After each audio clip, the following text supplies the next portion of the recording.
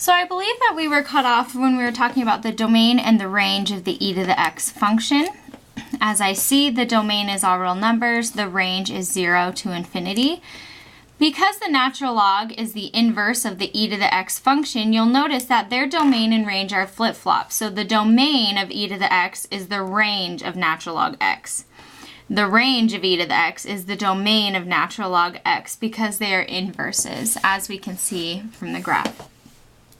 Don't forget that the log and natural log are the inverses of the exponential, which means x is in the exponent, but they are equivalent to the inverse of the exponential, which means y is in the exponent.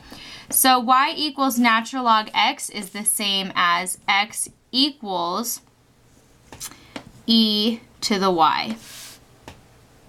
As we see, the exponent is y, so that is exactly equivalent to the natural log, which is exactly the inverse of the exponential. Okay, flip over. So here we are going to be graphing and stating the domain and the range. So the first one is 3e to the x. So I'm going to make my xy table, and I'm going to graph what if x equals 0, for example. E to the 0 is 1 times 3 is 3.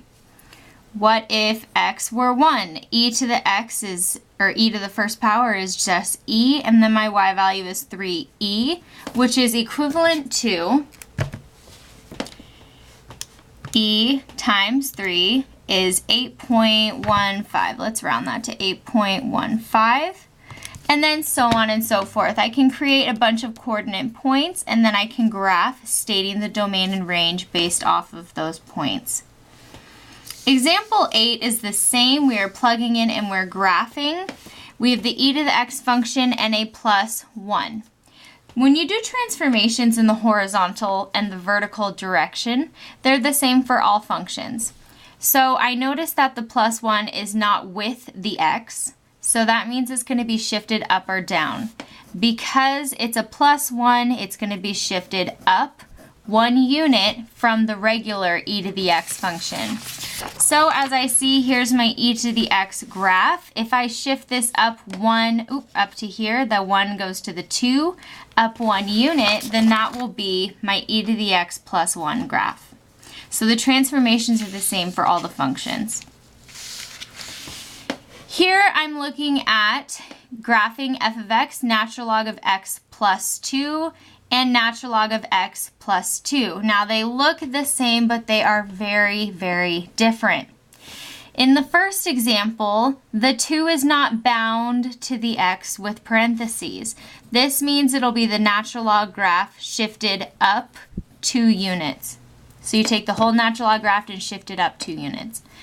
This for g of x, I have natural log of x plus 2 in parentheses. Because they're bound together in parentheses, that means that the plus 2 is with the x, which means nothing makes sense with your x, so it's the opposite. I'm shifting in the x direction, opposite of positive 2.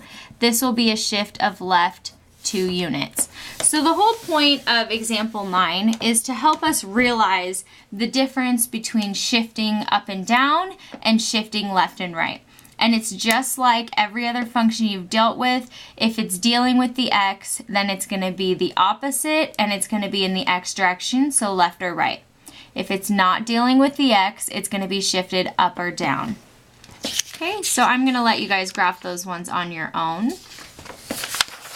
And go ahead and get out 9.6. I would like to get started on 9.6 as well. I know this is a lot, but with the final coming up, I think it's pertinent that we really get started. So 9.6 is about solving exponential equations and logarithmic equations. So we're going to be dealing with exponentials and logs, and we're going to be solving. So let's recall the principle of exponential equality. If the bases are the same, then the exponents are equal. Okay, so let's look at this first example. 3 to the 4x equals 9. Well, once again, we know 9 can be written as 3 squared. So I can rewrite this 3 to the 4x equals 3 squared. Because they are equal and the bases are the same, the exponents are equal. 4x equals 2. And I solve for x by dividing by 4. X equals 1/2. Okay? What if you can't make the bases equal? So if I can't make the bases equal, this is when the log and the natural log come in really handy. For any logarithmic base a, and for x and y bigger than 0, if x equals y, then log a of x equals log a of y. What that basically means is that we can take the log of each side if we can't make the bases the same. So two expressions are equal if and only if the logarithms of those expressions are equal, okay? So if you have an x in the exponent and you cannot make the bases the same, you're probably wondering, well, how am I supposed to get that x out so I can solve?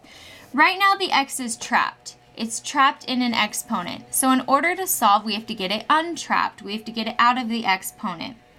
Since I can't make these bases the same and do what I did in example 1, what I have to do is I have to somehow get that exponent out. So what we're going to do is we are going to use one of the log rules. So here are some more log rules.